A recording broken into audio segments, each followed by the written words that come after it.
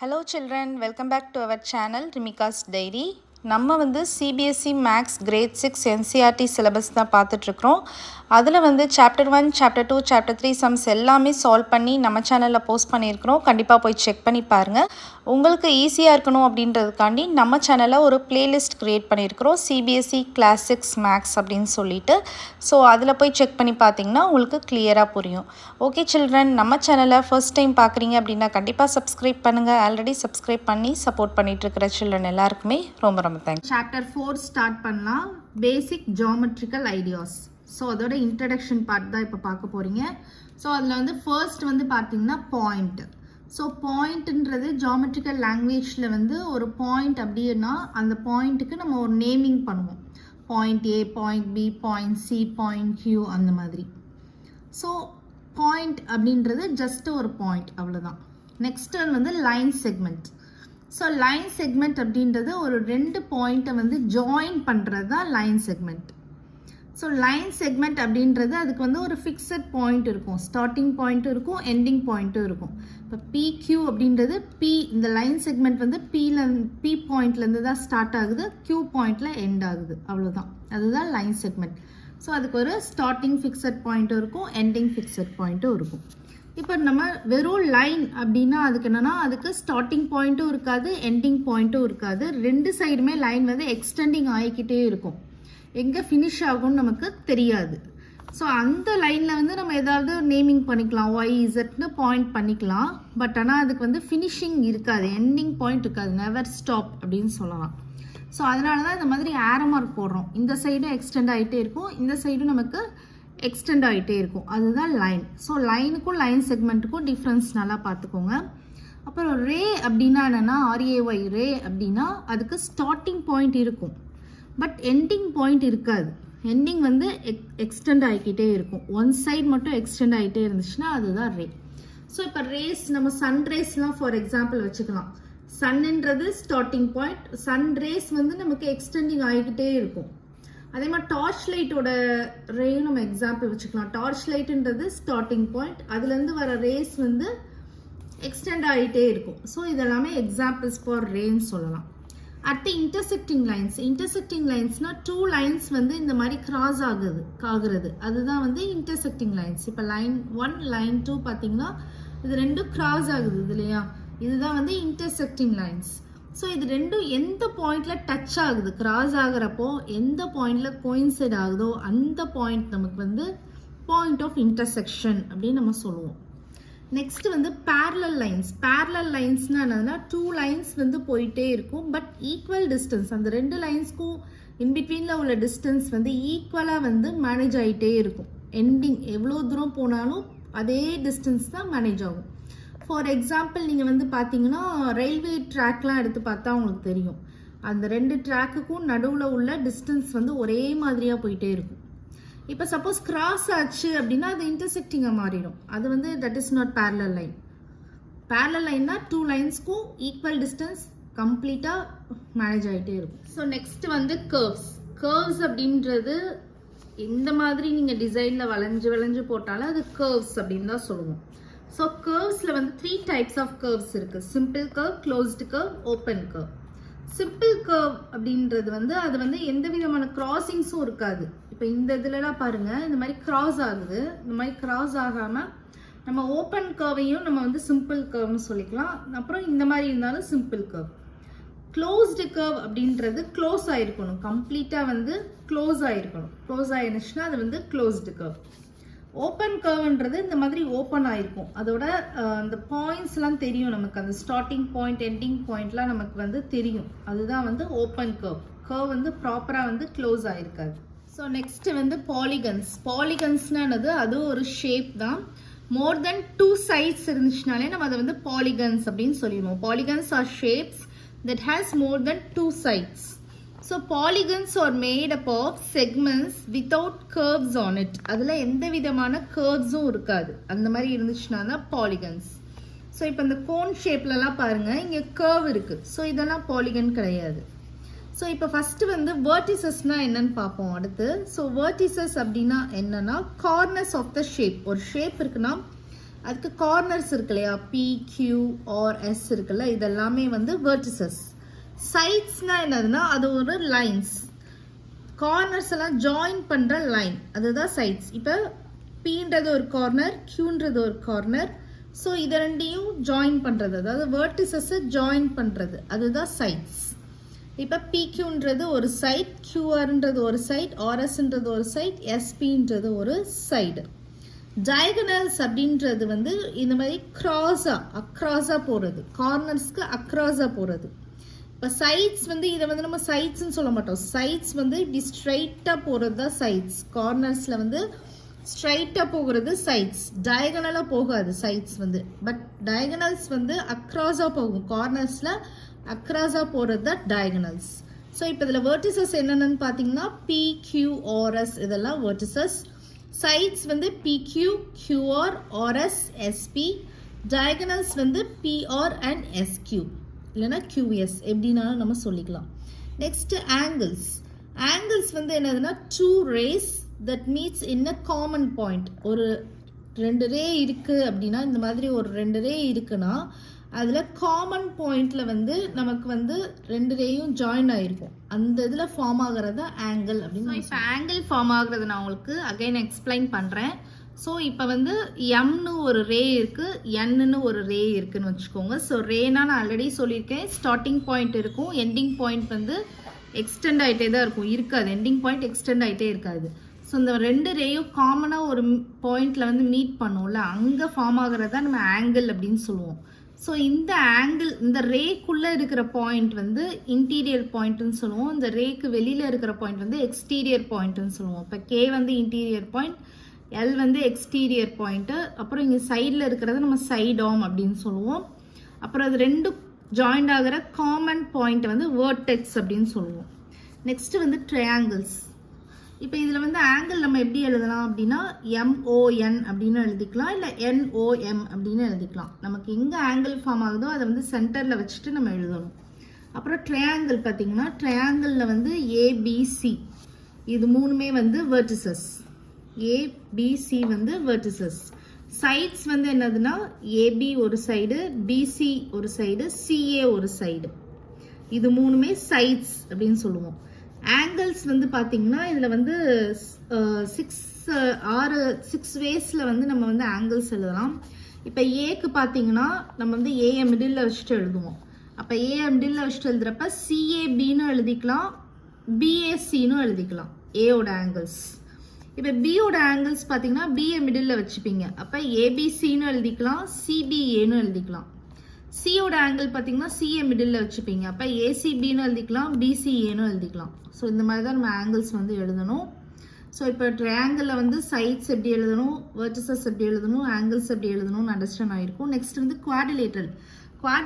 குவாட்னாலே 4ன்னு அர்த்தம். So quadrilateral அப்படின்றது ஒரு 4 சைடட் பாலிகன்ஸ் தான் நம்ம வந்து குவாடிலேட்ரல் அப்படின்னு சொல்லுவோம்.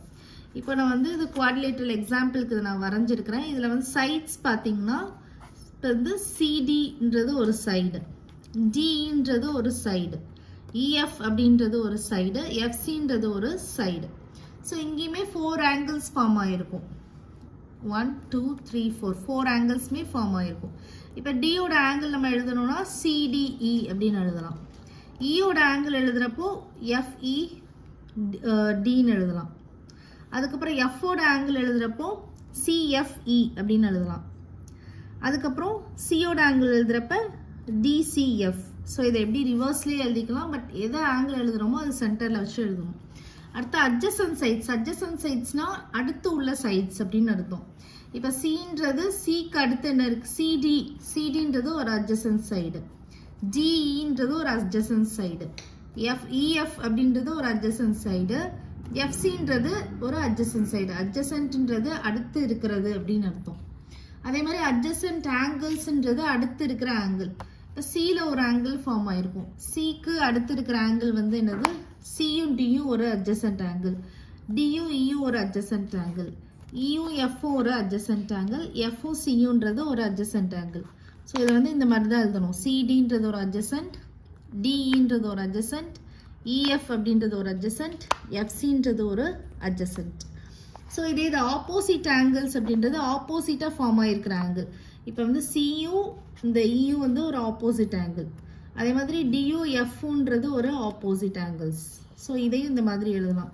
சிஇ அப்படின்றது ஒரு ஆப்போசிட் ஆங்கிள்ஸ், டிஎஃப் அப்படின்றது ஒரு ஆப்போசிட் ஆங்கிள்ஸ். ஸோ நெக்ஸ்ட் வந்து சர்க்கிள் பாருங்க. Circle center of the circle O or mid point. So ஒரு சர்க்கிள் இருக்கு, அதில் சென்டரில் வந்து நம்ம ஓன்னு ஒரு பாயிண்ட் வைக்கிறோம்னா அதை வந்து நம்ம சென்டர் ஆஃப் த சர்க்கிள்னு சொல்லுவோம், இல்லை மிட் பாயிண்ட் ஆஃப் த சர்க்கிள்னு சொல்லுவோம்.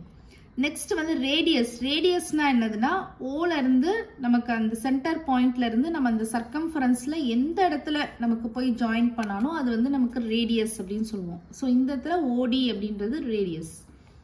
அடுத்து டயாமீட்டர். டயாமீட்டர் அப்படின்னா என்னன்னா அந்த ரேடியஸே டபுள் பண்ணோம்னா அதுதான் டயாமீட்டர். இந்த ஹோல் இதையும் அப்படியே நம்ம இது பண்ணுறப்போ ரேடியஸை டபுள் பண்ணுறப்போ அது டயாமீட்டர். இப்போ ரேடியஸ் வந்து 5 சென்டிமீட்டர் அப்படின்னா 5 டபுள் பண்ணோம்னா 10 வரும். அப்போ 10 சென்டிமீட்டர்ன்றது தான் diameter of the circle. Next வந்து கார்டு. கார்ட்னா என்னன்னா சர்க்கிள்குள்ளே இருக்கிற ஒரு லைன் செக்மெண்ட், அதுதான் கார்டு. ஸோ அது வந்து சென்டர் பாயிண்ட் வழியாக பாஸ் ஆகாமல் இருக்கணும், அது பேர் தான் கார்டு அப்படின்னு சொல்லுவோம். சென்டரில் பாஸ் ஆகாமல் ஒரு லைன் செக்மெண்ட் வரைகிறோம் அப்படின்னா அதுதான் வந்து கார்டு. அதுக்கப்புறம் ஆர்க் அப்படின்னா என்னன்னா இப்போ இதில் வந்து ஏபி அப்படின்றது ஒரு ஆர்க். அது வந்து சென்டர்ல இருந்து நம்ம இப்போ வந்து சென்டர்லேருந்து இப்படி 2 லைன் வரைகிறோம், 2 ரேடியஸ்ன்னு வச்சுக்கோங்களேன். 2 ரேடியஸ் வரைகிறப்போ நமக்கு இங்கே ஒரு ஆர்க் ஃபார்ம் ஆகுது இல்லையா, இதுதான் ஆர்க். இப்போ ஏபின்றது ஒரு ஆர்க். ஸோ இப்போ ஆர்க்குக்கு உள்ளே இருக்கிற அந்த சர்ஃபேஸை வந்து நம்ம செக்டார் அப்படின்னு சொல்லுவோம். ஃபார் எக்ஸாம்பிள் இப்போ நம்ம பீஸா ஸ்லைஸ்லாம் நீங்கள் பார்க்கலாம், இந்த ஷேப்பில் இருக்கும். ஸோ இதுதான் வந்து செக்டார் அப்படின்னு சொல்லுவோம். கார்டு வந்து எப்படின்னா சென்டர் பாயிண்ட்ல டச் ஆகாமல் நம்ம ஒரு லைன் செக்மெண்ட் வரைகிறது தான் கார்டு. ஸோ இந்த கார்டுக்குள்ளே உள்ள சர்ஃபேஸை தான் நம்ம வந்து செக்மெண்ட் அப்படின்னு சொல்லுவோம். ஸோ செக்மெண்ட்டுக்கும் செக்டாருக்கும் நல்லா டிஃப்ரென்ஸ் கண்டுபிடிச்சிக்கோங்க. செக்டார்ன்றது ஆர்க்குக்கு உள்ள இருக்கிற சர்ஃபேஸ் தான் செக்டார், கார்டுக்கு உள்ள இருக்கிற சர்ஃபேஸ் தான் வந்து செக்மெண்ட். ஸோ இங்கே வந்து கார்டு வந்து பார்த்தீங்கன்னா பிக்யூ அப்படின்றது கார்டு. ஆர்க் வந்து என்னதுன்னா சிடி அப்படின்றது ஆர்க். இந்த சர்க்கிள் நான் சொல்லிட்டு இருக்கிறேன், சிடி அப்படின்றது ஆர்க். 4.1 பாருங்க. Question number 1, use the figure to name. So ஒரு ஃபிகர் கொடுத்துருக்குறாங்க, அதில் வந்து அவங்க கேட்குறதெல்லாம் நம்ம வந்து நேமிங் பண்ணணும்.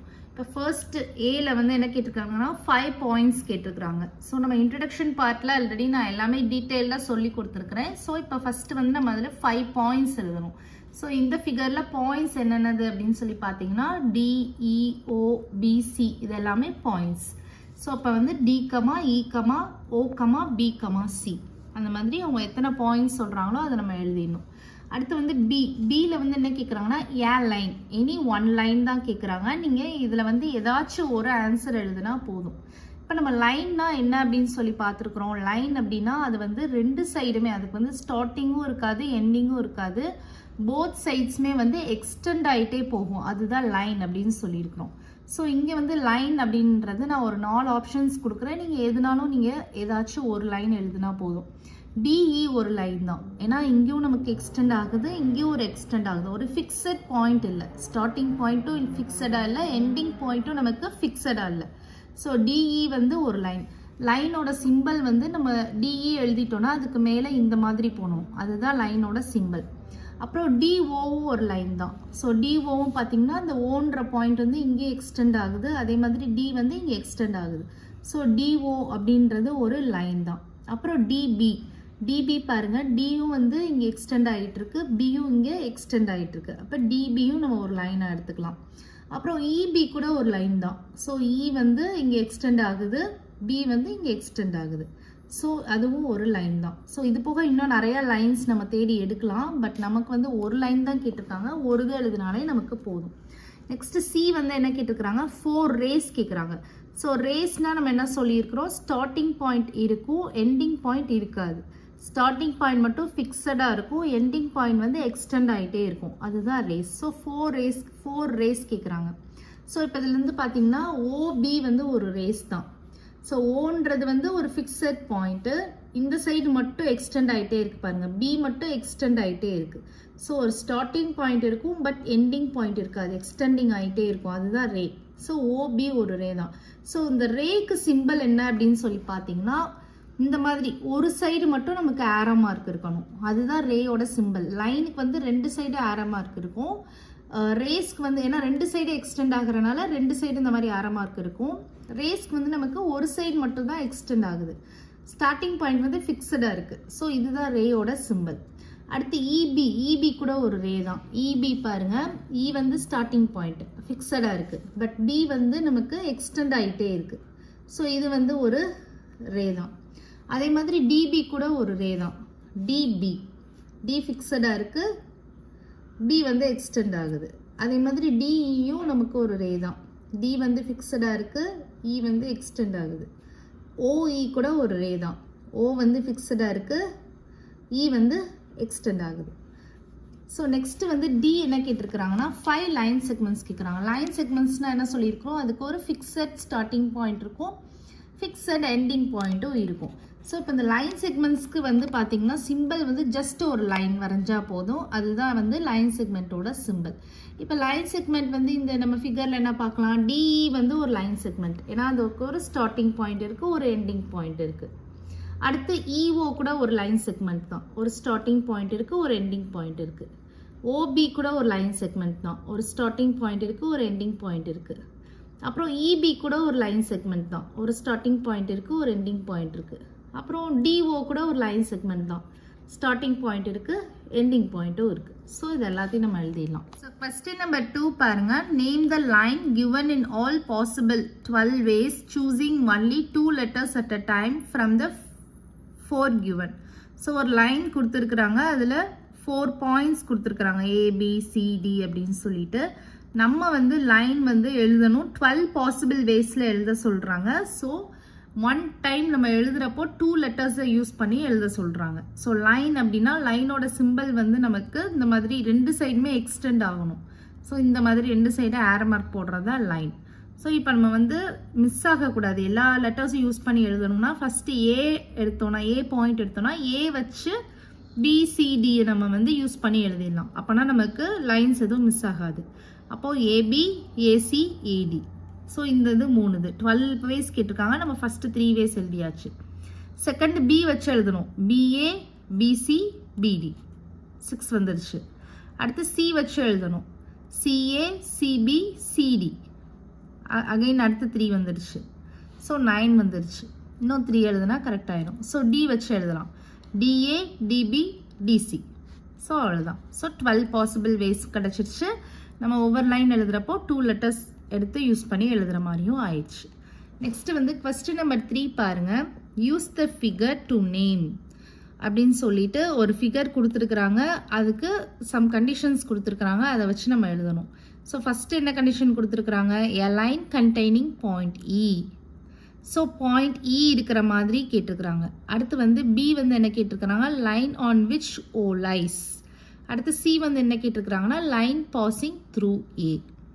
ஸோ ஃபர்ஸ்ட் கண்டிஷன் என்ன சொல்லியிருக்கிறாங்க, a line containing point E.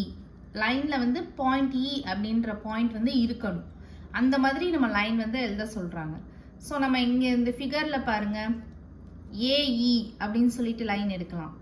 So AE எடுத்தோம்னா ஈன்ற பாயிண்ட் வந்து கண்டெய்ன் ஆகிருக்கு. இன்னொரு பாசிபிள் வே என்ன சொல்லலாம், பிஇ கூட சொல்லலாம். ஸோ பிஇ அப்படின்ற லைனில் ஈன்ற பாயிண்ட்டு கண்டெய்ன் ஆகிருக்கு.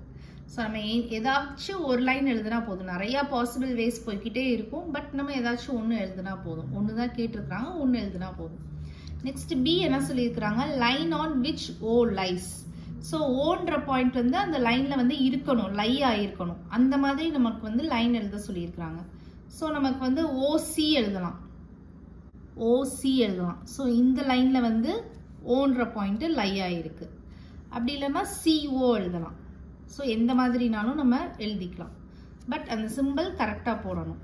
நெக்ஸ்ட்டு சி வந்து என்ன கேட்டிருக்கிறாங்க, லைன் பாசிங் த்ரூ ஏ. ஏ வழியாக பாஸ் ஆகிற லைன் கேட்டிருக்காங்க. ஏன்ற பாயிண்ட் இங்கே இருக்குது, ஏ வழியாக பாஸ் ஆகிற லைன் அப்படின்னு பார்த்தோன்னா ஏடி எழுதலாம். ஏடி வந்து ஏ வழியாக பாஸ் ஆகிற லைன். ஏபி கூட எழுதலாம். ஸோ நிறையா பாசிபிள் வேஸ் இருக்குது, நம்ம ஒரே ஒரு இது மட்டும் எழுதிக்கலாம். Next 2 pairs of intersecting lines. So intersecting லைன்ஸ்னால் என்னென்னு ஆல்ரெடி நான் சொல்லி கொடுத்துருக்குறேன். 2 லைன் வந்து கட் ஆகணும், ஸோ அதுதான் இன்டர்செக்டிங் லைன்ஸ். ஸோ 2 பேர்ஸ் எழுத சொல்கிறாங்க. ஸோ இந்த ஃபிகரில் நம்ம வந்து இன்டர்செக்டிங் லைன்ஸ் பார்த்தோம்னா இது ஒரு இன்டர்செக்டிங் லைன், இது ஒரு இன்டர்செக்டிங் லைன். அதே மாதிரி இதுவும் நம்ம எடுத்துக்கலாம். ஸோ இது எல்லாமே இன்டர்செக்டிங் லைன்ஸ் தான். ஸோ நம்ம 2 பேர்ஸ் எப்படி எழுதுகிறப்போ பார்த்தீங்கன்னா, இப்போ ஃபஸ்ட் வந்து இது ஒரு லைன், இப்போ இது வந்து ஏடின்ற ஒரு லைன், அப்புறம் வந்து இதை இன்டர்செக்ட் பண்ணுற லைன் பேர் என்னது, CO. ஸோ ஏடி அண்ட் சிஓன்றது ஒரு பேர் எழுதியாச்சு. அண்ட் இன்னொரு பேர் ஆஃப் இன்டர்செக்டிங் லைன் என்னென்னா இது ரெண்டு எடுத்துக்கலாம், டிஇ அண்ட் இஎஃப், இது ஒரு பேர். ஸோ இதெல்லாமே இன்டர்செக்டிங் லைன். ஃபர்ஸ்ட் நம்பர் 4 பாருங்க, how many lines can pass through. So எத்தனை லைன்ஸ் வந்து பாஸ் பண்ண முடியும் அப்படின்னு சொல்லிட்டு சம் கண்டிஷன்ஸ் கொடுத்துருக்குறாங்க. இப்போ ஏ கண்டிஷன் என்ன கொடுத்துருக்குறாங்க, 1 given point, ஒரே ஒரு பாயிண்ட் கொடுத்துருக்குறாங்க, அதில் எவ்வளோ லைன்ஸ் வந்து பாஸ் பண்ண முடியும்னு கேட்குறாங்க. இப்போ ஒரு பாயிண்ட் அப்படின்னு எடுத்துக்கிட்டிங்கன்னா, இப்போ ஓன்ற ஒரு பாயிண்ட் எடுத்துக்கிட்டிங்கன்னா அதில் எவ்வளோ லைன்ஸ்னாலும் பாஸ் ஆகலாம். இவ்வளோ லைன்ஸ் தான் பாஸ் ஆக முடியும் அப்படின்னு நம்மளால சொல்லவே முடியாது. அந்த மாதிரி நம்ம ஒரு கண்டிஷனை வந்து இன்ஃபைனைட் அப்படின்னு சொல்லுவோம், இல்லைன்னா கவுண்ட்லெஸ் அப்படின்னு சொல்லுவோம். ஸோ இதுதான் answer, it is countless, infinite. அடுத்து பி சம் என்ன கொடுத்துருக்குறாங்க, 2 given points கொடுத்துருக்குறாங்க.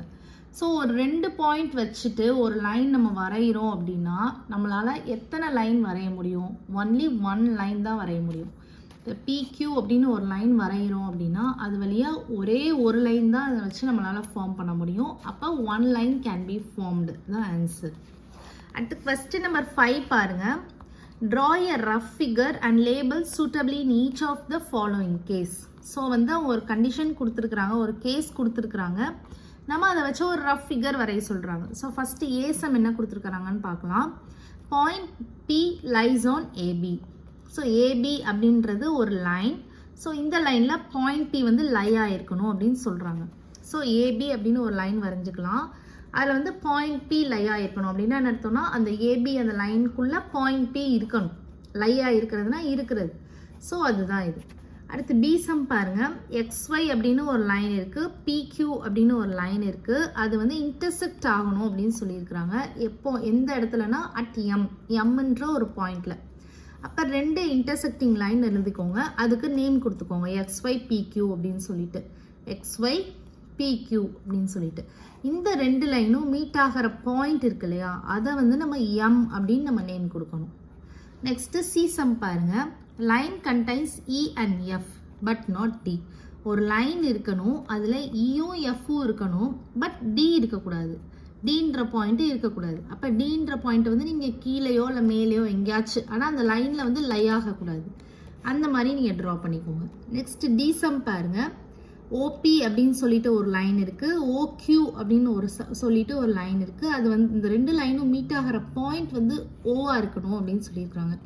இதுக்கு வந்து 2 பாசிபிள் வேஸ் இருக்குது, நான் உங்களுக்கு காமிக்கிறேன். ஸோ இப்போ வந்து பார்த்தீங்கன்னா P அப்படின்னு சொல்லிட்டு ஒரு லைன் வரைஞ்சிக்கோங்க, Q அப்படின்னு சொல்லிட்டு ஒரு லைன் வரைஞ்சிக்கோங்க, இது 2ம் மீட் ஆகிற பாயிண்ட் வந்து O. ஸோ இந்த மாதிரி நம்ம வரைஞ்சிக்கலாம். இன்னொரு கண்டிஷன் என்னென்னா, இந்த மாதிரி நீங்கள் வரைஞ்சிக்கலாம், ஓன்ற பாயிண்ட் இருக்குது, இது 2ம் மீட் ஆகணும், Pன்ற லைனும் மீட் ஆகணும், Qன்ற ஒரு லைனும் மீட் ஆகணும். ஸோ அந்த மீட்டிங் பாயிண்ட் வந்து O. ஸோ இதுக்கு இந்த மாதிரியும் நீங்கள் ஆன்சரில் வரைஞ்சிக்கலாம், இந்த மாதிரியும் நீங்கள். நம்பர் 6 பாருங்க, consider the following figure of line MN, say whether following statements are true or false in context of the given figure. So அவங்க ஒரு ஃபிகர் கொடுத்துட்டாங்க, சம் ஸ்டேட்மெண்ட்ஸ் கொடுக்குறாங்க, அது வந்து நமக்கு ட்ரூவா ஃபால்ஸா அப்படின்னு சொல்லி கேட்டிருக்கிறாங்க. ஸோ ஃபர்ஸ்ட் ஸ்டேட்மெண்ட் என்னன்னு பார்த்தீங்கன்னா, QMONP are points on the line MN. So MN அப்படின்னு சொல்லிட்டு ஒரு லைன் இருக்குது, அதில் இந்த பாயிண்ட்ஸ் எல்லாம் லை ஆயிருக்குன்னு சொல்கிறாங்க, QMONP. இது ட்ரூவா ஃபால்ஸா? ட்ரூ. ஏன், லைனுன்றது வந்து நமக்கு அதுக்கு ஃபிக்ஸட் ஸ்டார்டிங் பாயிண்ட் இருக்காது, ஃபிக்ஸட் எண்டிங் பாயிண்ட் இருக்காது, 2 சைடுமே எக்ஸ்டெண்ட் ஆகிக்கிட்டே இருக்கும். ஸோ அப்போ இந்த கரஸ்பாண்டிங் பாயிண்ட்ஸ் எல்லாமே வந்து இந்த லைனில் வந்து லை ஆகிருக்கும். அப்போ இந்த ஸ்டேட்மெண்ட் வந்து ட்ரூ. நெக்ஸ்ட் செகண்ட் ஒன் பாருங்க, MON are points on a line segment MN. So MN, இதில் இருக்கிற MNன்ற லைன் செக்மெண்ட் நான் தனியாக எடுத்து வரைஞ்சிக்கிறேன். ஸோ லைன் செக்மெண்ட் அப்படின்றப்போ நமக்கு ஃபிக்ஸட் ஸ்டார்டிங் பாயிண்ட் இருக்கும், ஃபிக்ஸட் எண்டிங் பாயிண்ட் இருக்கும். அவங்க என்ன சொல்கிறாங்கன்னா, இந்த இதுலேயே பாருங்கள், MN இன்பிட்வீனில் வந்து ஓன்ற பாயிண்ட்டும் நமக்கு இருக்குது. ஸோ என்ன சொல்கிறாங்கன்னா, MON are points on a line segment MN. So MNன்ற லைன் செக்மெண்ட்டில் MON இந்த பாயிண்ட் எல்லாமே இருக்குன்னு சொல்கிறாங்க. அப்போ அப்போ இந்த ஸ்டேட்மெண்ட் வந்து ட்ரூ. நெக்ஸ்ட் தேர்ட் ஒன் பாருங்க, m and n are end points of the line segment mn. So mn அப்படின்ற லைன் செக்மெண்ட்டில் எம்மும் என்னும் வந்து end points அப்படின்னு சொல்கிறாங்க. ஸோ இந்த ஸ்டேட்மெண்ட் ட்ரூ தான், ஏன்னா அதுக்கு ஃபிக்ஸட் ஸ்டார்டிங் பாயிண்ட். இந்த லைன் வந்து இங்கேருந்து தான் ஆரம்பிக்கும். ஸோ இதுக்கப்புறம் எதுவும் இருக்காது, அதே மாதிரி இதுக்கப்புறமும் எதுவும் இருக்காது, இது ரெண்டு தான் எண்ட் பாயிண்ட்டு. ஸோ அப்போ இந்த ஸ்டேட்மெண்ட் வந்து ட்ரூ. நெக்ஸ்ட் டி சம் பாருங்க, O and N are end points of the line segment OP. So இப்போ நம்ம வந்து OP அப்படின்னு சொல்லிட்டு இந்த எண்ட் பாயிண்ட் எடுத்துக்கலாம். ஸோ இந்த எண்ட் பாயிண்டில் அவங்க என்ன சொல்கிறாங்கன்னா O and N, ஓவும் என்னும் end points of the line segment ஓபின்னு சொல்கிறாங்க. தப்பு, இந்த ஸ்டேட்மெண்ட் ஃபால்ஸ். இதில் எண்ட் பாயிண்ட் வந்து ஓவும் பியும் தான். அவங்க என்ன சொல்கிறாங்க, ஓவும் என்னும் வந்து எண்ட் பாயிண்ட்ஸ் அப்படின்னு சொல்கிறாங்க இந்த லைன் செக்மெண்ட்டுக்கு, ஓபி லைன் செக்மெண்ட்டுக்கு. ஸோ இந்த ஸ்டேட்மெண்ட்டும் ஃபால்ஸ் தான். அடுத்து ஈசம் பாருங்க, M is one of the end point of the line segment QO. So QO அப்படின்னு சொல்லிட்டு நம்ம வந்து QO அப்படின்னு சொல்லிட்டு லைன் செக்மெண்ட் எடுத்தோம்னா M வந்து end point சொல்கிறாங்க. ஸோ இந்த ஸ்டேட்மெண்ட்டும் ஃபால்ஸ் தான். ஸோ இந்த லைன் செக்மெண்ட் QO லைன் செக்மெண்ட்டுக்கு வந்து எண்ட் பாயிண்ட் வந்து Qவும் ஓவும் தான், நாட் M. ஸோ அப்போ இந்த ஸ்டேட்மெண்ட்டும் நமக்கு ஃபால்ஸ் தான். அப்புறம் எஃப்சம் பாருங்க, M is point on ray OP. So இப்போ ரேனானது ஸ்டார்டிங் ஃபிக்ஸட் பாயிண்ட் இருக்கும், பட் எண்டிங் பாயிண்ட் வந்து எக்ஸ்டெண்ட் ஆகிட்டே இருக்கும். ஸோ இந்த ஓபி அப்படின்ற ஒரு ரே பாருங்க, இதுதான் ஓபின்ற ரே. ஓன்றது வந்து நமக்கு ஃபிக்ஸட் பாயிண்ட் ஸ்டார்டிங் பாயிண்ட், பின்றது எக்ஸ்டெண்டிங் பாயிண்ட். இதில் வந்து எம் அப்படின்ற பாயிண்ட் வந்து இருக்குது அப்படின்னு சொல்கிறாங்க. ஸோ இருக்காது, ஏன்னா ஸ்டார்டிங் பாயிண்ட்டே ஓ தான். இந்த சைடு நமக்கு என் இருந்துச்சுன்னா கண்டிப்பாக இந்த லைனில் நமக்கு லை ஆகிருக்கும், பட் இதுதான் ஸ்டார்டிங் பாயிண்ட், இதுக்கு முன்னாடி எதுவுமே கிடையாது. அப்போ எம்ன்றது இந்த லைனில் கண்டிப்பாக இருக்கிறதுக்கு சான்ஸே கிடையாது. ஸோ இந்த ஸ்டேட்மெண்ட் வந்து ஃபால்ஸு. அடுத்து ஜிசம் பாருங்க, ray OP is different from ray QP. ஸோ ஓபின்ற ரே எடுத்துக்கோங்க, கியூபின்ற ரே எடுத்துக்கோங்க. ஸோ ஓபின்ற ரே வந்து இது, கியூபின்ற ரே வந்து இது, ஓபி கியூபி. ஸோ இந்த ரெண்டு ரேவும் டிஃப்ரெண்ட் அப்படின்னு சொல்கிறாங்க. Ray OP is different from ray QP அப்படின்னு சொல்கிறாங்க. ட்ரூ தான். ஸோ ஏன் அப்படின்னு சொல்லி பார்த்தீங்கன்னா, ரே ஓபி அப்படின்றது அந்த ரேயோட ஸ்டார்டிங் பாயிண்ட்டே இதுவாக தான் இருக்கும், இதுக்கு முன்னாடி எதுவுமே கிடையாது. கியூபின்ற ரே பார்த்தீங்கன்னா இங்கேருந்தே நமக்கு ஸ்டார்ட் ஆகிடுது. ஸோ அப்போ இந்த ரெண்டு ரே டிஃப்ரெண்ட் தானே. ஸோ இந்த ஸ்டேட்மெண்ட்டு நமக்கு ட்ரூ தான். நெக்ஸ்ட் வந்து பார்த்தீங்கன்னா, ray OP is same as the ray OM. ஓபியும் ஓஎம்மும் சேம் அப்படின்னு சொல்கிறாங்க. ஸோ ஓபி இங்கே இருக்குது, இங்கே இருக்குது, இதுதான் ஓபி, இது ஓஎம். ஸோ இந்த ரே இந்த டைரக்ஷனில் போயிட்டுருக்கு, இந்த ரே வந்து இந்த டைரக்ஷனில் போயிட்டுருக்கு, பட் இந்த ரெண்டு ரேவும் சேம் அப்படின்னு சொல்கிறாங்க, ஆப்போசிட் டைரக்ஷன் என்ன போயிட்டுருக்கு. ஸோ இந்த ஸ்டேட்மெண்ட் வந்து ஃபால்ஸ். அடுத்த ஐசம் பாருங்க, ray OM. Ray OM is not opposite ray OP அப்படின்னு சொல்கிறாங்க. ஸோ ஓஎம்மும் ஓபியும் நாட் ஆப்போசிட்ஸ்ன்னு சொல்கிறாங்க. நம்ம பார்ப்போம், ஓபி எங்கே இருக்குது, இங்கே இருக்குது. ஸோ ஓபி ரேன்றது இப்படி போயிட்டுருக்கு, ஓஎம் ரே வந்து இப்படி போயிட்டுருக்கு. ஸோ ரெண்டுமே ஆப்போசிட் டைரக்ஷனாக தான் போயிட்டுருக்கு, இது இந்த சைட் போயிட்டுருக்கு, இது இந்த சைட் போயிட்டுருக்கு. ஸோ பட் ஆனால் என்ன சொல்கிறாங்க, நாட் ஆப்போசிட் அப்படின்னு சொல்கிறாங்க. அப்போ இது வந்து ஃபால்ஸ். ஸோ நெக்ஸ்ட்டு ஜேசம் பாருங்கள், O is not an initial point of OP. So OP ray, so இதுதான் ஓபி ரே. ஸோ இதுதான் இங்கேருந்து ஸ்டார்ட் ஆகுது. ஸோ ஓன்றது இனிஷியல் பாயிண்ட் கிடையாது அப்படின்னு சொல்கிறாங்க. O is not an initial point of ஓபின்றாங்க. ஓபின்றது ரே தான். அப்போ இனிஷியல் பாயிண்ட் வந்து கண்டிப்பாக ஓவாக தான் இருக்கும், ஸ்டார்டிங் பாயிண்ட்டு, இனிஷியல்னால் ஸ்டார்டிங் பாயிண்ட்டு. பட் வந்து இது வந்து நாட் அப்படின்னு சொல்கிறாங்க. அப்போ இந்த ஸ்டேட்மெண்ட் வந்து ஃபால்ஸ். அடுத்து K1 பாருங்கள், n is the initial point of NP ray and NM ray. நம்ம இதெல்லாம் ரேன்னு அவங்க மென்ஷன் பண்ணலை, நம்ம தான் இந்த சிம்பிள் வச்சு ஐடென்டிஃபை பண்ணணும் இது வந்து ரே அப்படின்னு சொல்லிட்டு. ஸோ இதில் வந்து பார்த்திங்கன்னா என்பின்னு ஒரு ரே இருக்குது, என்எம் அப்படின்னு ஒரு ரே இருக்குது. இது ரெண்டுக்கும் இனிஷியல் பாயிண்ட் வந்து n தான் அப்படின்னு சொல்கிறாங்க. கண்டிப்பாக n தான், ஏன்னா ரேயில் வந்து இப்போ என்பின்னு ஒரு ரே இருக்குது, என்எம் ஒரு ரே இருக்குன்னா இது ரெண்டுக்குமே ஸ்டார்டிங் பாயிண்ட் வந்து n தான். அப்போ இந்த ஸ்டேட்மெண்ட் வந்து ட்ரூ. எக்ஸசைஸ் 4.2 பாருங்க, question number 1, classify the following curves as open or closed. So some curves கொடுத்துருக்குறாங்க, அது ஓப்பன் கர்வா க்ளோஸ்டு கர்வான்னு சொல்லிட்டு நம்மளை வந்து கிளாசிஃபை பண்ண சொல்லியிருக்கிறாங்க. ஸோ இப்போ வந்து ஃபர்ஸ்ட் ஏ சம் பாருங்க. இப்போ ஓப்பன் கர்வ் அப்படின்னா எப்படி இருக்கும்னா, அதுக்கு வந்து நமக்கு ஸ்டார்டிங் பாயிண்ட்டும் எண்டிங் பாயிண்ட்டும் நமக்கு கரெக்டாக தெரியும். இப்போ இந்த கர்வ் எடுத்துக்கிட்டிங்கன்னா இங்கே வந்து இங்கே தான் ஸ்டார்ட் ஆகுது, இங்கே தான் எண்ட் ஆகுதுன்னு நமக்கு தெரியுது. ஸோ இது வந்து ஓப்பன் கர்வ், ஓப்பனாகவும் இருக்கும். இப்போ இப்போ இது வந்து பார்த்தீங்கன்னா க்ளோஸ்டாக இருக்குது. இங்கே வந்து எங்கே ஸ்டார்ட் ஆச்சு எங்கே எண்ட் ஆச்சுன்னு நமக்கு தெரியல. ஸோ இது வந்து க்ளோஸ்டாகவும் இருக்குது, அதனால இது க்ளோஸ்டு கர்வ்.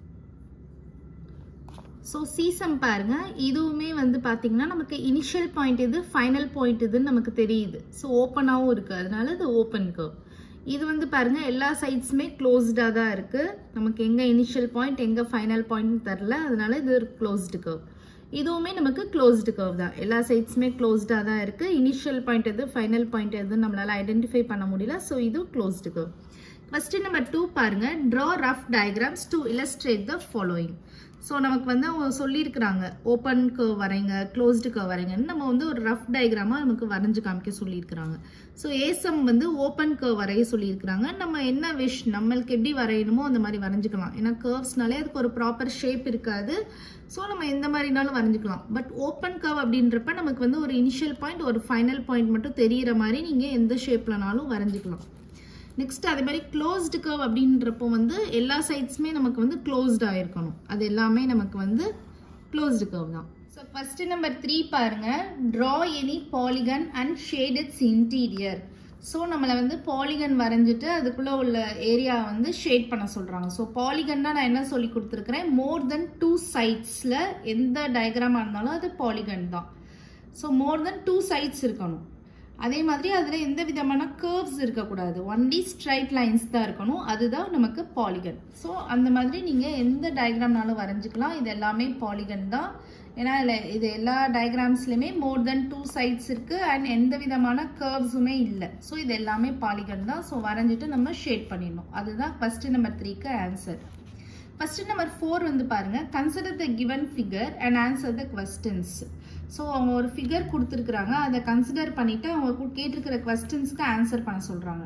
ஸோ ஏசம் என்ன கேட்டிருக்கிறாங்க, இட் இஸ் அ கர்வ். இது வந்து ஒரு கர்வா அப்படின்னு சொல்லி கேட்டிருக்காங்க. எஸ், இது வந்து ஒரு கர்வ் தான். ஸோ ஃபர்ஸ்ட் ஆஃப் ஆல் நீங்கள் கர்வ்னா என்னன்னு நல்லா அண்டர்ஸ்டாண்ட் பண்ணிக்கோங்க. ஜஸ்ட் அந்த பெண்டிங் லைன்ஸ் மட்டுமே வந்து கர்வ் கிடையாது. இப்போ ஸ்ட்ரைட் லைன்ஸ் இருந்தாலுமே நம்ம வந்து அதை கர்வ் தான் சொல்லுவாங்க. நீங்கள் நிறையா இடத்துல நீங்கள் பார்த்துருப்பீங்க. இப்போ இந்த மாதிரி நம்ம ஒரு ஸ்கொயர் வரைகிறோம் அப்படின்னா நம்ம வந்து பென்சிலையோ வந்து நம்ம ஸ்கேலையோ லிஃப்ட் பண்ணாமல் இப்போ நான் ஒரு ஸ்கொயர் வரைகிறேன், இப்போ இந்த மாதிரி ஒரு ஸ்கொயர் வரைகிறேன்னா அது ஒரு கர்வ் தான். ஸோ இதே இது ஒரு ஸ்கேல் வச்சு நான் வந்து மெஷர் பண்ணி வரைகிறேன், ஒவ்வொரு சைடுமே இப்போ 5 சென்டிமீட்டர் 5 சென்டிமீட்டர் நம்ம மெஷர் பண்ணி வரைகிறேன்னா அது வந்து கர்வ் கிடையாது. பட் நம்ம வந்து பெண்ணை வந்து இல்லை ஸ்கேலை வந்து லிஃப்ட் பண்ணாமல் ஜஸ்ட் இப்படி ரஃப்பாக ஒரு டயக்ராம் வரைகிறோம் அப்படின்னாலே அது வந்து ஒரு கர்வ் தான்.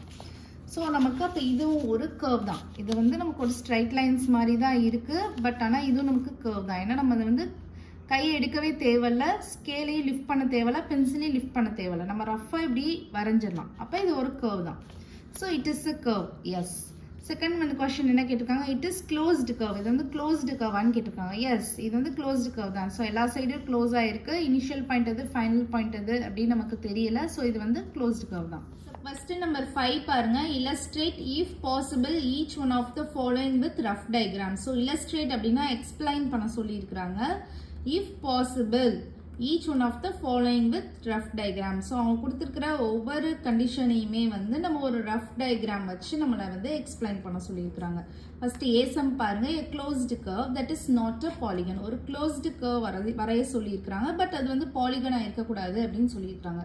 ஸோ பாலிகன்னா நான் என்ன சொல்லியிருக்கிறேன், மோர் தென் 2 சைட்ஸ் அப்படின்னா பாலிகன். மோர் தென் 2 சைட்ஸ், அதே மாதிரி அது வந்து ஸ்ட்ரைட் லைனாக இருக்கணும், அதுதான் polygon. So closed curve straight line இல்லாமல் ஒரு க்ளோஸ்டு கர்வ் வரையணும். ஸோ அதுதான் இது. அடுத்து நெக்ஸ்ட் வந்து பி சம் பாருங்க, and open curve made up entirely of line segments. So ஒரு ஓப்பன் கர்வ் வரைய சொல்கிறாங்க. அந்த ஓப்பன் கர்வ் முழுசாக ஃபுல்லாகவே வந்து நமக்கு லைன் செக்மெண்ட்ஸாக இருக்கணும்.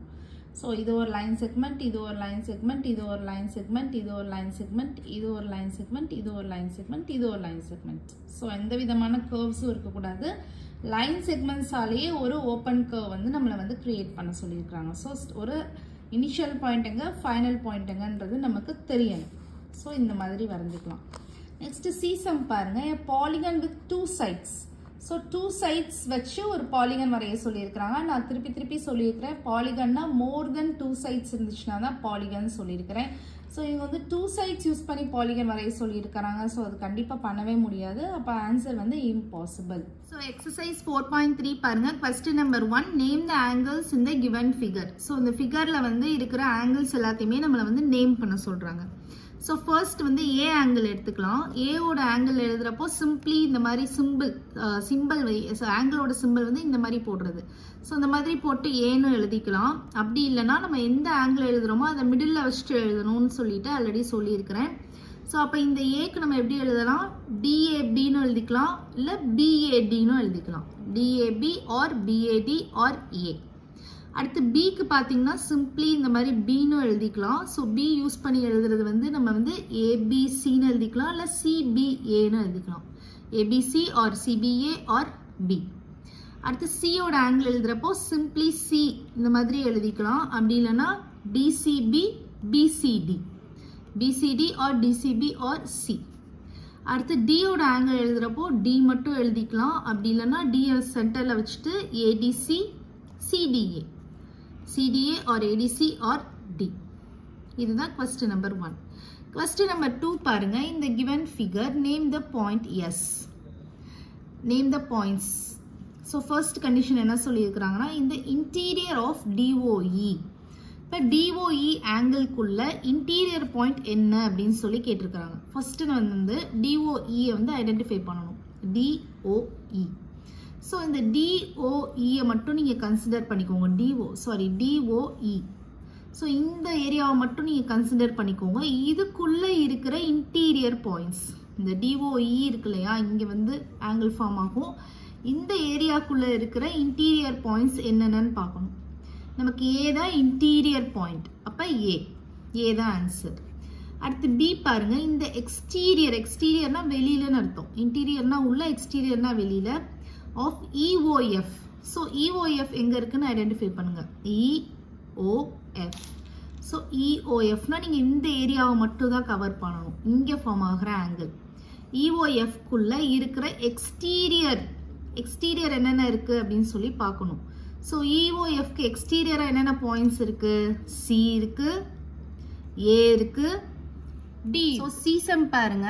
On EOF. ஸோ EOFக்கு மேலே இருக்கிறது இன்டீரியரோ எக்ஸ்டீரியரோ கிடையாது, ஆன் அப்படின்னு சொல்லியிருக்கிறாங்க. ஸோ ஃபஸ்ட்டு EOF ஐடென்டிஃபை பண்ணலாம். EOF. ஸோ இந்த EOFல இருக்கிற ஆன் த பாயிண்ட்ஸ், ஸோ மேலே இருக்கிற பாயிண்ட்ஸ் என்னென்ன பாயிண்ட்ஸ் இருக்குது? E இருக்குது, B இருக்குது, O இருக்குது, F இருக்குது. இந்த 4 பாயிண்ட்ஸ்மே வந்து ஆன்ல இருக்கு. ஸோ EBOF தான் ஆன்சர். நெக்ஸ்ட் கொஸ்டின் நம்பர் 3 பாருங்க.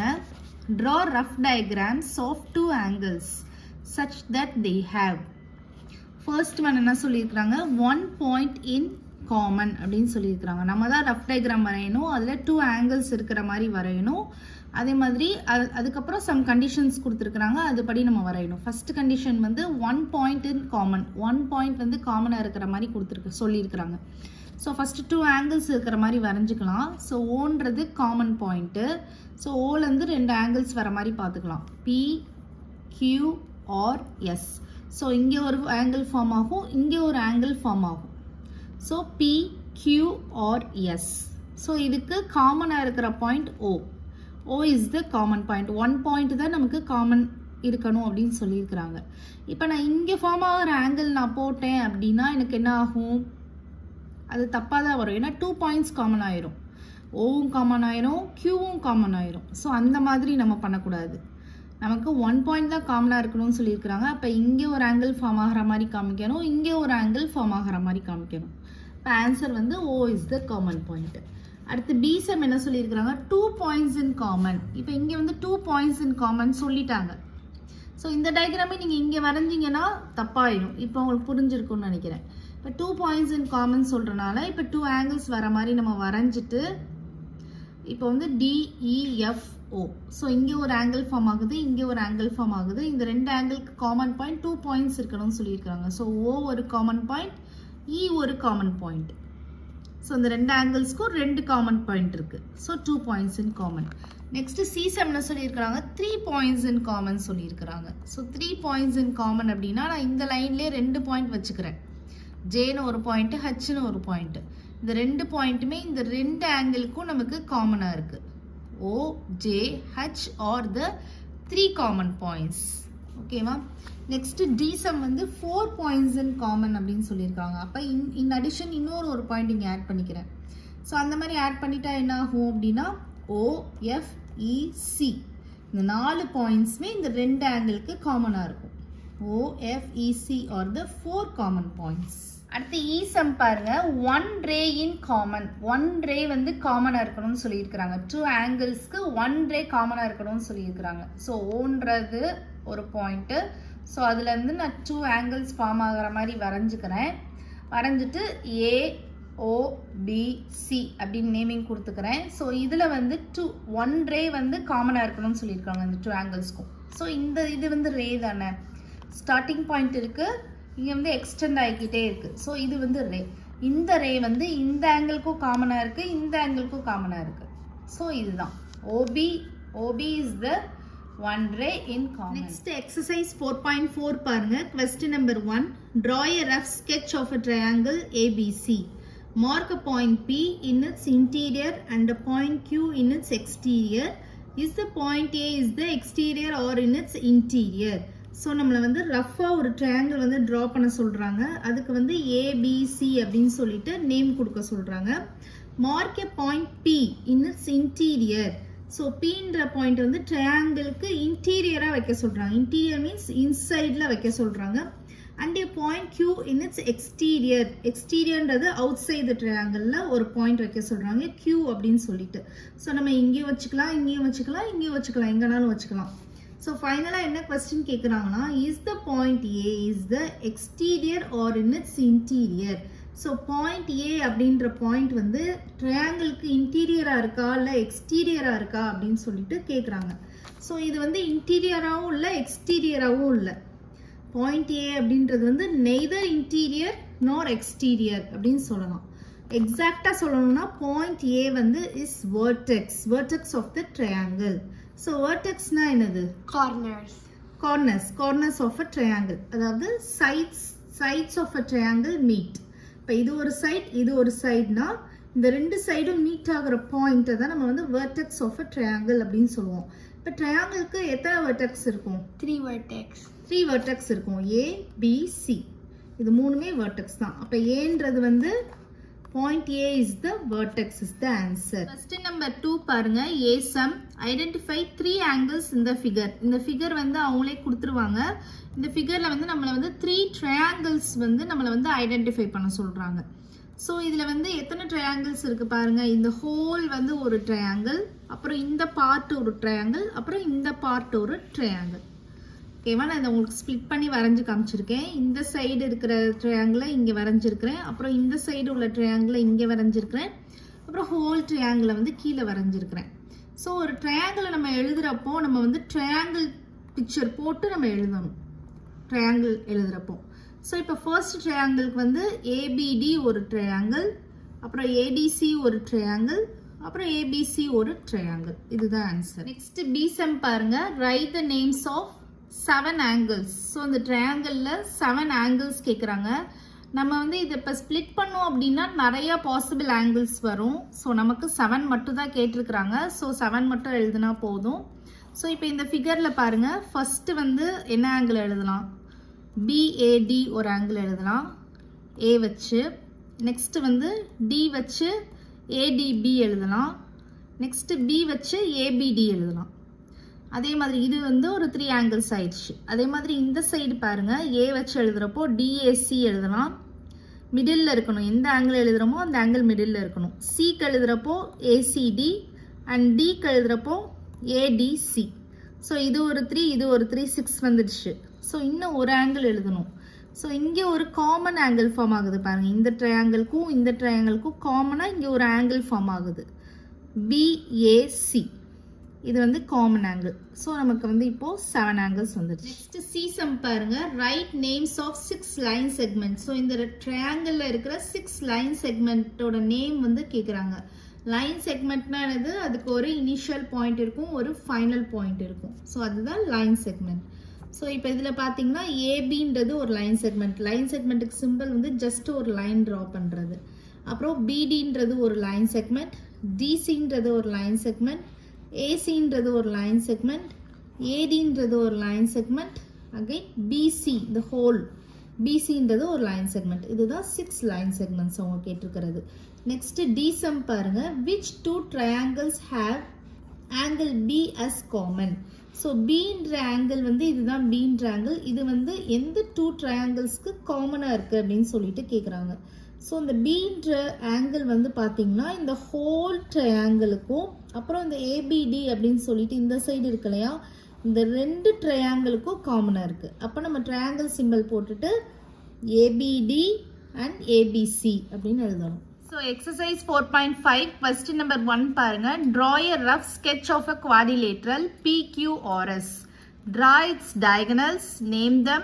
Is the meeting point of the diagonals in the interior or exterior of the quadrilateral? So quad அப்படின்னா என்னது? Quad means 4ன்னு அர்த்தம். So 4 sidesல உள்ள நம்ம எந்த ஃபிகர் வரைஞ்சாலும் அது நம்ம வந்து quadrilateral அப்படின்னு தான் சொல்லுவோம். ஸோ நமக்கு வந்து ஒரு ரஃப் sketch பண்ண சொல்லியிருக்கிறாங்க quadrilateral. ஸோ 4 சைட்ஸ் இருக்கிற மாதிரி நீங்கள் வரைஞ்சிக்கோங்க. வரைஞ்சிட்டு அதுக்கு நேம் பண்ண சொல்லியிருக்கிறாங்க. PQRS அப்படின்னு சொல்லிட்டு நேமிங் பண்ண சொல்லியிருக்கிறாங்க. பண்ணியாச்சு. நெக்ஸ்ட் வந்து என்ன சொல்கிறாங்க? Draw it's diagonals. ஸோ இதோட டயகனல்ஸ் வரைய சொல்கிறாங்க. ஸோ டயகனல்ஸ் எப்படி வரையணும்? ஆப்போசிட் சைட்ஸை வந்து ஜாயின் பண்ணோன்னா அதுதான் டயகனல்ஸ். ஸோ அது வரைஞ்சாச்சு. அப்புறம் நேம் தம், அதை வந்து நேமிங் பண்ண சொல்கிறாங்க. ஸோ நேமிங் எப்படி பண்ணணும்னா டயகனல்ஸ் வந்து மீட் ஆகும் இல்லையா, அந்த பாயிண்ட்டை தான் நம்ம நேமிங் பண்ணணும். ஸோ ஓன்றது அந்த டயகனலுக்கு நேம் பண்ணியாச்சு.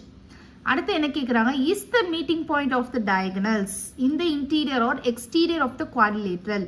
ஸோ இந்த மீட்டிங் பாயிண்ட் வந்து குவாடிலேட்ரலுக்கு இன்டீரியராக இருக்கா எக்ஸ்டீரியராக இருக்கிறான்னு கேட்குறாங்க. இன்டீரியர்னா இன்சைட், எக்ஸ்டீரியர்னா outside. So inside the குவாடிலேட்ரலாக இருக்கா இல்லை அவுட் சைட் த குவாடிலேட்டரில் இருக்கா அப்படின்னு சொல்லி கேட்குறாங்க. ஸோ இன்சைடில் தான் இருக்குது. அப்போ ஆன்சர் வந்து the diagonals will meet the interior of the quadrilateral. First number 2 பாருங்க. Draw a rough sketch of quadrilateral KLMN state அப்படின்னு சொல்லியிருக்காங்க. ஸோ ஒரு குவாடிலேட்ரல் வரைஞ்சிக்கோங்க. அதுக்கு KLMN நேமிங் பண்ணிக்கோங்க. இப்போ ஃபஸ்ட்டு என்ன கேட்டிருக்காங்கன்னா 2 pairs of opposite sides. So 2 pair of opposite sides எழுத சொல்லியிருக்கிறாங்க. ஸோ ஆப்போசிட் சைட்ஸ்னால் என்னது? இப்போ இது ஒரு சைடு, இதுக்கு ஆப்போசிட் சைடு வந்து இது. இப்போ இது ஒரு சைடு, இதுக்கு ஆப்போசிட் சைடு வந்து இந்த சைடு. ஸோ இதுதான் 2 பேர்ஸ் எழுத சொல்லியிருக்கிறாங்க. அப்போ KL வந்து NMக்கு ஆப்போசிட். அப்போ KL, NM அண்ட் KN வந்து LMக்கு ஆப்போசிட். இப்போ KN, LM. ஸோ மேலே வந்து இது ஒரு லைன் செக்மெண்ட் அப்படின்றதுனால நம்ம அதோட சிம்பிள் ஜஸ்ட் வந்து ஒரு லைன் போட்டு எழுதிக்கணும். நெக்ஸ்ட் பிசம் பாருங்க. 2 pairs ஆஃப் ஆப்போசிட் ஆங்கிள்ஸ்.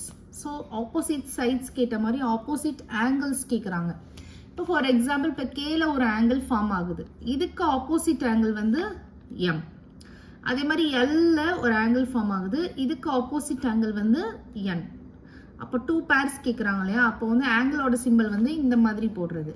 அப்போ ஆங்கிள் கேக்கு opposite angle M and angle எல்க்கு ஆப்போசிட் ஆங்கிள் N. இதுதான் ஆன்சர். அடுத்து சீசம் என்ன கேட்டிருக்காங்க? 2 pairs of adjacent angle sides. So அட்ஜசன்ட்னா என்னதுன்னா அடுத்து இருக்கிறது.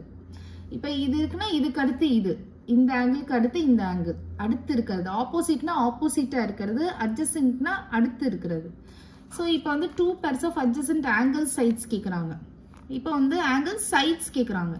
ஸோ இப்போ வந்து KN அப்படின்னு சொல்லி பார்த்தீங்கன்னா KNக்கு அட்ஜசன்ட் ஆங்கிள் சைட்ஸ் வந்து KNக்கு அடுத்து வர்றது MN இல்லைன்னா MM எப்படின்னா நம்ம சொல்லிக்கலாம். அப்போ KN, MN அண்ட் இன்னொரு பேர் வந்து LK எடுத்துக்கலாம், இல்லை KL எப்படின்னா நம்ம சொல்லிக்கலாம். இதுக்கு அட்ஜசன்ட் ஆங்கிள் சைடு வந்து இது, இப்போ LM. ஸோ 2 பேர் வந்துடுச்சு. நெக்ஸ்ட் டிசம் பாருங்க. 2 pairs ஆஃப் அட்ஜசன்ட் ஆங்கிள்ஸ் கேட்குறாங்க. ஸோ ஆங்கிள் சைட்ஸ் கிடையாது, வெறும் ஆங்கிள் மட்டும்.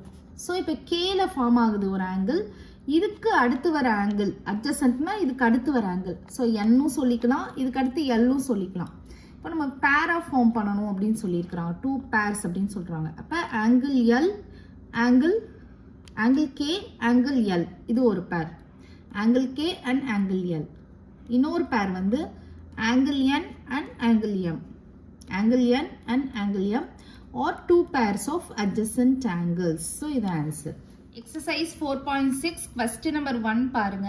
From the figure identify. So நமக்கு figure கொடுத்திருக்காங்க, நம்மள identify பண்ண சொல்லியிருக்காங்க. So first question வந்து என்னன்னா the center of circle. Circle ஓட center என்னது அப்படின்னு சொல்லி கேக்குறாங்க. Center of the circleன்றது இங்க நமக்கு வந்து O தான். So O தான் answer. அடுத்து B sum பாருங்க 3 radius எழுத சொல்றாங்க. So radiusனா என்ன சொல்லியிருக்கிறேன், center of the circleல இருந்து circumferenceக்கு connect ஆகிற ஒரு line segment. So இது center, circumferenceன்றது the whole circle தான். So இந்த centerல இருந்து எந்த சைடு நமக்கு ஒரு line segment join பண்ணாலும் அது எல்லாமே radius தான். நமக்கு வந்து 3 radius மட்டும் கேட்டிருக்காங்க. அப்ப இங்க 3 radius, இந்த given figureல 3 radius என்னென்னது, OC, OB, OA. So இந்த 3 தான் வந்து நமக்கு ரேடியஸ். ஸோ மேலே இது வந்து லைன் செக்மெண்ட்ன்றனால மேலே நம்ம வந்து இந்த மாதிரி சிம்பிள் போட்டுறணும். நெக்ஸ்ட் வந்து சீசம் என்ன கேட்டிருக்காங்க, டயாமீட்டர் கேட்டிருக்காங்க. டயாமீட்டர்னா என்ன சொல்லியிருக்கிறேன், டபுள் த ரேடியஸ். ரேடியஸே டபுள் பண்ணோம்னா அது டயாமீட்டர்னு சொல்லியிருக்கிறேன். ஸோ அது வந்து கண்டிப்பாக நமக்கு வந்து சென்டர் ஆஃப் த சர்க்கிளில் பாஸ் ஆகணும். டயாமீட்டர் அப்படின்னா கண்டிப்பாக வந்து சென்டர் ஆஃப் த சர்க்கிளில் பாஸ் ஆகணும். அப்போ இந்த சர்க்கிளில் நமக்கு டயாமீட்டர் வந்து என்னது, ஏசி தான் டயாமீட்டர். நெக்ஸ்ட் டிசம் வந்து பாருங்க கார்டு கேட்டிருக்காங்க. ஸோ கார்டு அப்படின்னான்றது வந்து அதாவது சென்டரில் வந்து பாஸ் ஆகணும் அப்படின்றது கம்பல்சரி கிடையாது. பட் இதே நம்ம கார்டுன்னு சொல்லலாம், பட் கன்ஃபார்மாக நமக்கு பாஸ் ஆகணும் அப்படின்னு கிடையாது. இந்த மாதிரி போட்டாலும் நமக்கு கார்டு தான். இந்த மாதிரி நம்ம வந்து எங்கே லைன்ஸ் போட்டாலும் நமக்கு வந்து கார்டு தான். ஸோ இந்த சர்க்கிளில் வந்து நம்ம கார்டு வந்து இடி அப்படின்னு சொல்லலாம். ஒரே ஒரு கார்டு கேட்டிருக்காங்க, அதனால இடி. இப்போ 2 கார்டு கேட்டாங்கன்னா நீங்கள் வந்து ஏசி கூட சொல்லலாம், அது தப்பு கிடையாது. நெக்ஸ்ட் வந்து ஈசம் பாருங்க 2 பாயிண்ட்ஸ் இந்த இன்டீரியர் சர்க்கிள்குள்ளே இருக்கிற 2 பாயிண்ட்ஸ் கேட்டிருக்கிறாங்க. ஸோ ஓன்ற ஒரு பாயிண்ட் இருக்கு, பின்ற ஒரு பாயிண்ட் இருக்கு. இப்போ ஓகமா பி. எஃப்சம் பாருங்க எ பாயிண்ட் இந்த எக்ஸ்டீரியர் சர்க்கிளுக்கு எக்ஸ்டீரியரில் உள்ள பாயிண்ட் கேட்டிருக்கிறாங்க. ஸோ கியூன்ற பாயிண்ட் தான் நமக்கு எக்ஸ்டீரியராக இருக்குது, வெளியில் இருக்குது. ஸோ அதுதான் ஆன்சர். நெக்ஸ்ட் ஜிசம் பாருங்க எஸ் செக்டார். ஸோ செக்டார் கேட்குறாங்க. ஆல்ரெடி நான் சொல்லி கொடுத்துருக்குறேன் இன்ட்ரடக்ஷன் பார்ட்லேயே செக்டார்னா என்ன அப்படின்றது. செக்டார்னா நமக்கு இப்போ சர்க்கிள் இருக்குது அப்படின்னா அதில் 2 ரேடியஸ், இப்போ ஓஏன்றது ஒரு ரேடியஸ், ஓபின்றது ஒரு ரேடியஸ். 2 ரேடியஸ் வந்து கனெக்ட் ஆகிருக்கும், சர்க்கம்ஃபரன்ஸ் ஆஃப் த சர்க்கிளில் கனெக்ட் ஆகிருக்கும். அந்த ஷேடட் பார்ட் இருக்கு இல்லையா, அதுதான் செக்டார். ஃபார் எக்ஸாம்பிள் கூட நான் ஸ்லைஸ் ஆஃப் பீஸா சொல்லியிருந்தேன் உங்களுக்கு. அப்போ இந்த சர்க்கிளில் வந்து செக்டார் வந்து ஓஏபி தான் வந்து செக்டார். ஸோ உள்ள அந்த ஷேடட் பார்ட் இருக்கு இல்லையா, அது ஃபுல்லாக நம்ம வந்து செக்டார்னு சொல்லுவோம். செக்மெண்ட் அப்படின்னா ஹெச்எஸ்எம் வந்து செக்மெண்ட் கேட்டிருக்கிறாங்க. செக்மெண்ட் அப்படின்னா என்னன்னா சர்க்கம்ஃபரன்ஸ் ஆஃப் த சர்க்கிளில் வந்து எனி 2 பாயிண்ட்ஸ் நம்ம வச்சோம் அப்படின்னா அதை ஜாயின் பண்ணுவோம். ஜாயின் பண்ணால் நமக்கு ஒரு லைன் செக்மெண்ட் கிடைக்கும். ஸோ அந்த பார்ட், அந்த ஷேடட் பார்ட், ஒரு ஆர்க் மாதிரி இருக்கு இல்லையா, அந்த ஷேடட் பார்ட் வந்து நமக்கு வந்து செக்மெண்ட். அப்போ இந்த சர்க்கிளில் வந்து செக்மெண்ட் வந்து நமக்கு இடி தான் வந்து செக்மெண்ட். அது வந்து சென்டரில் பாஸ் ஆகிருக்காது, ஜஸ்ட்டு 2 பாயிண்ட் வந்து சர்க்கம்ஃபரன்ஸில் வச்சு நம்ம அதை ஜாயின் பண்ணி ஷேடட் பார்ட் எடுத்தோம்னா அது வந்து செக்மெண்ட். ஸோ இடி தான் segment. So next question number 2 பாருங்க. ஏசம் is every diameter of a circle also a chord. என்ன சொல்லியிருக்கிறாங்க, சர்க்கிளோட ஒவ்வொரு டயாமீட்டரும் கார்டு ஆகுமா அப்படின்னு சொல்லி கேட்குறாங்க. கண்டிப்பாக ஆகும். டயாமீட்டர் நீங்கள் வந்து எப்படி வரைஞ்சாலும் அதை நம்ம வந்து கார்டு ஆஃப் த சர்க்கிள்னு சொல்லலாம். ஓகேவா? ஏன்னா கார்டுக்கு வந்து பர்டிகுலராக கண்டிஷன் கிடையாது. அது வந்து சென்டரில் பாஸ் ஆனாலும் ஓகே, பாஸ் ஆகலைனாலும் ஓகே, நமக்கு வந்து அதை நம்ம கார்டுன்னு சொல்லுவோம். சர்க்கம்ஃபரன்ஸில் வந்து நீங்கள் ஜாயின் பண்ணுற மாதிரி எங்கே நீங்கள் லைன் வரைஞ்சாலும் அது வந்து நம்ம கார்டுன்னு சொல்லுவோம். அதனால் இந்த ஸ்டேட்மெண்ட் வந்து எஸ். பி சம் பாருங்க, is every chord of a circle also a diameter. அதே மாதிரி ரிவர்ஸில் கேட்குறாங்க, சர்க்கிளோட கார்டு வந்து ஒவ்வொரு கார்டும் வந்து டயாமீட்டர் ஆகுமான்னு கேட்குறாங்க. கண்டிப்பாக ஆகாது. ஏன்னா டயாமீட்டருக்கு பர்டிகுலர் கண்டிஷன் இருக்காது. கண்டிப்பாக வந்து நமக்கு சென்டரில் வந்து பாஸ் ஆகணும் அப்படின்னு சொல்லிட்டு ஒரு கம்பல்சரி கண்டிஷன் இருக்கிறனால எல்லா கார்டு ஆஃப் த சர்க்கிளும் வந்து டயாமீட்டராக ஆக முடியாது, சான்ஸே இல்லை. இப்போ இங்கே கார்டு பார்த்தீங்கன்னா நீங்கள் எப்படினாலும் வரைஞ்சிக்கலாம். சென்டரில் பாஸ் ஆகாமல் நம்ம இப்படி வரைகிறோனாலும் அதுவும் ஒரு கார்டு தான். பட் டயாமீட்டர்னு பார்த்தீங்கன்னா கம்பல்சரி நமக்கு வந்து சென்டரில் பாஸ் ஆகணும். நெக்ஸ்ட் கொஸ்டின் நம்பர் 3 பாருங்க. draw any circle and mark. So circle வரைஞ்சிட்டு அவங்க என்னென்னலாம் சொல்கிறாங்களோ அதை மார்க் பண்ணி நான் அதுக்கு நேமிங் கொடுக்கும். ஸோ ஃபஸ்ட்டு ஏ வந்து என்ன ட்ரா பண்ண சொல்கிறாங்க, இட்ஸ் சென்டர் ட்ரா பண்ண சொல்கிறாங்க. So center of the circle வந்து நம்ம ஓன்னு சொல்லிட்டு ஒரு நேம் கொடுக்குறோம். பி வந்து எ டயாமீட்டர்ன்றது ரேடியஸை டபுள் பண்ணுறது. ஸோ சர்க்கம்ஃபரன்ஸ்லேருந்து சென்டரில் பாஸ் ஆகி ஆப்போசிட் சைடில் வந்து ஜாயிண்ட் ஆகுறது. அப்போ இங்கே வந்து நமக்கு பிக்யூ தான் வந்து டயாமீட்டர் வரைஞ்சாச்சு. ஸோ பிக்யூ. அடுத்து ரேடியஸ் வரைய சொல்கிறாங்க. ஸோ ரேடியஸ் வந்து நான் வந்து இங்கேருந்து ஒரு லைன் வரைகிறேன். இதையும் எடுத்துக்கலாம், பட் நான் அவங்க கேட்ட எல்லாமே வரையலாம் அப்படின்னு சொல்லிட்டு சென்டர் ஆஃப் த சர்க்கிள்லேருந்து சர்க்கம்ஃபரன்ஸ் ஆஃப் த சர்க்கிளுக்கு ஒரு லைன் செக்மெண்ட் ட்ரா பண்ணுறேன். ஸோ ஓஆர்ன்றது எனக்கு ரேடியஸ். நெக்ஸ்ட் டிசம் வந்து செக்டார் வரைய போகிறேன். ஸோ செக்டார் நான் என்ன சொன்னேன், 2 ரேடியஸ் சென்டர்லேருந்து நம்ம வரைவோம் இல்லையா, அதுதான் radius. So 2 radius circumference of the சர்க்கிளில் வந்து ஜாயிண்ட் ஆகிருக்கணும். அந்த ஷேடட் பார்ட் ஒரு ஆர்க் ஃபார்ம் ஆகும். அந்த ஷேடட் பார்ட் வந்து நமக்கு வந்து செக்டார். அப்போ வந்து OQR வந்து செக்டார் ஷேடட் பார்ட். அடுத்து செக்மெண்ட் வரைய போகிறேன். செக்மெண்ட் வந்து சர்க்கம்ஃபரன்ஸ் ஆஃப் த சர்க்கிளில் 2 பாயிண்ட் வச்சுக்கிறேன். அதை ஜாயின் பண்ணி ஒரு லைன் செக்மெண்ட் ட்ரா பண்ணுறேன். இன்சைடில் இருக்கிற அந்த ஷேடட் பார்ட் தான் வந்து எனக்கு செக்மெண்ட். இப்போ ஏபின்றது segment shaded part. AB shaded part. அடுத்து எஃப் வந்து என்ன வரைய சொல்கிறாங்க, a point in its interior. So சர்க்கிள்குள்ளே இன்டீரியரில் நானாக வந்து ஒரு பாயிண்ட் வந்து வரைஞ்சிக்கிறேன். அது வந்து Y. So a point in its interior Y. A point in its exterior. So எக்ஸ்டீரியரில் ஒரு பாயிண்ட் வரைய சொல்கிறாங்க. ஸோ நானாக இந்த சைடு வந்து இசட் அப்படின்னு சொல்லிட்டு ஒரு பாயிண்ட் வச்சுக்கிறேன். So a point in its exterior is equal to Z. அப்புறம் ஒரு ஆர்க் வரைய சொல்கிறாங்க, an arc. So an arc அப்படின்றது வந்து இந்த இடத்துல நமக்கு ஆர்க் ஃபார்ம் ஆகும்னு சொல்லியிருக்கேன் இல்லையா. ஸோ அப்போ QR அப்படின்றது ஒரு ஆர்க். ஆர்க்கோட சிம்பிள் இந்த மாதிரி நம்ம போடணும். So QR. Next question number 4 பாருங்க, சே ட்ரூ ஆர் ஃபால்ஸ். ஸோ இது ட்ரூ ஆர் ஃபால்ஸ் தான். ஃபர்ஸ்ட் சம் பாருங்க, 2 diameters of a circle that necessarily intersect. So 2 diameter வரைகிறோம் அப்படின்னா அது கண்டிப்பாக வந்து இன்டர்செக்ட் ஆகும் அப்படின்னு சொல்கிறாங்க. கண்டிப்பாக ஆகும். நீங்கள் இந்த மாதிரி வரைஞ்சாலும் ஓகே, இல்லை நீங்கள் இந்த மாதிரி வந்து 2 டயாமீட்டர் வரைஞ்சாலும் நமக்கு எப்படினாலும் அந்த சென்டர் வழியாக நமக்கு பாஸ் ஆகிறனால கண்டிப்பாக வந்து இன்டர்செக்ட் ஆகும். நீங்கள் எப்படி வரைஞ்சாலும் இன்டர்செக்ட் ஆகும். அப்போ இந்த ஸ்டேட்மெண்ட் வந்து ட்ரூ. நெக்ஸ்ட் வந்து பிசம் என்ன சொல்லியிருக்கிறாங்க, இந்த center of the circle is always in its interior. So ஒரு சர்க்கிளோட சென்டர் வந்து எப்பயுமே இன்டீரியரில் தான் இருக்கும். So true. ஓகே சில்ட்ரன், இந்த சம்மோட 4th சாப்டர் வந்து ஃபினிஷ் ஆகுது. நெக்ஸ்ட் வீடியோவில் நம்ம வந்து 5th சாப்டர் பார்க்கலாம். இந்த வீடியோ உங்களுக்கு பிடிச்சிருந்தால் லைக் பண்ணுங்கள், ஷேர் பண்ணுங்கள், நம்ம சேனலை சப்ஸ்கிரைப் பண்ணுங்கள். Bye children.